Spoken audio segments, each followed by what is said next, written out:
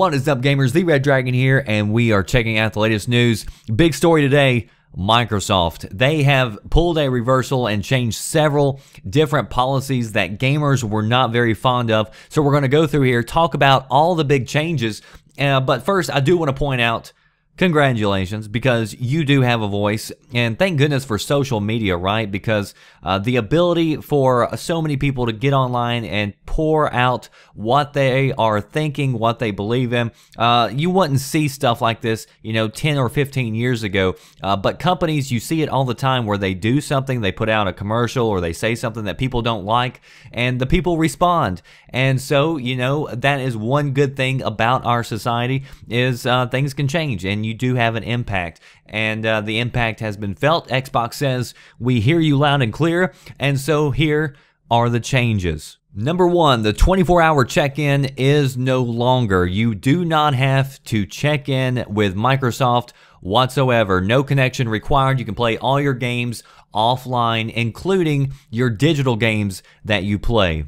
So if you're on a military base, if you are taking your Xbox on vacation, no problem, all your games come with you. Trading, lending, reselling, gifting, or renting discs will remain as it does today and as it works for the Xbox 360. Nothing will change. You'll be able to go use any retailer you like or trade it with your friends. They've also announced that Xbox One and Xbox One games will be region-free. There will be no restrictions. That means anybody in any country can import Xbox games from any other country. So good news there. It sounds like we actually have a console battle possibly on our hands. So now we get to dig into actually, what games are on each console and what features will be brought with each console. So as far as the restrictions go, sounds like we are on a pretty level playing field as it stands right now. Now, because these changes did take place, there are some changes that have been announced that will now change and not be available.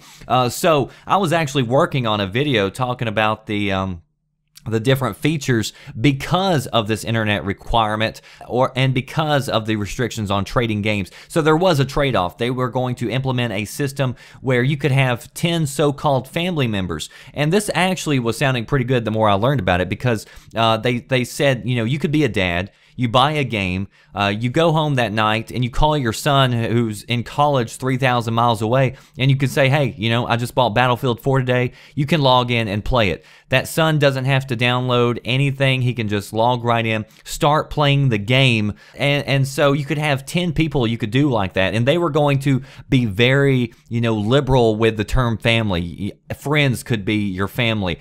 So you were going to be able to share your entire game library with up to 10 people. You were also going to be able to gift games. Both of those things have now been scrapped from the release, from day one launch. So they said those features will not be available because now you can play offline because there is no internet requirement. So there is a trade-off. But as far as what I understand the community wants, this is what they wanted, so I'm sure that they're going to be very happy with that, and they'll be happy to trade that in, at least for some players. So post below, let me know what you think. Does this change things up dramatically? Does this surprise you that Microsoft was listening to the community? And also, just one more thing I want to throw out there.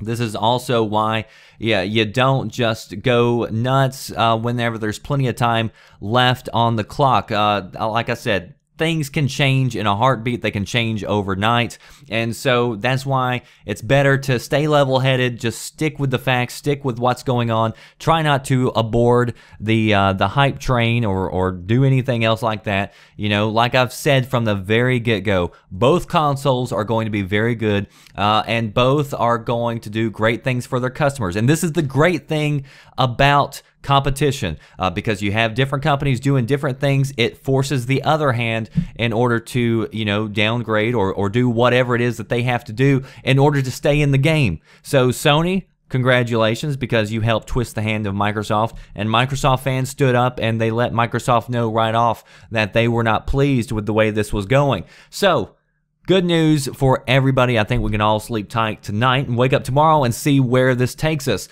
Post below, let me know what you think about this situation, and that does it for me, The Red Dragon. If you want the latest news and headlines, stay tuned to VGN, videogamesandnews.com, and also be sure you subscribe to this channel. Thanks for watching.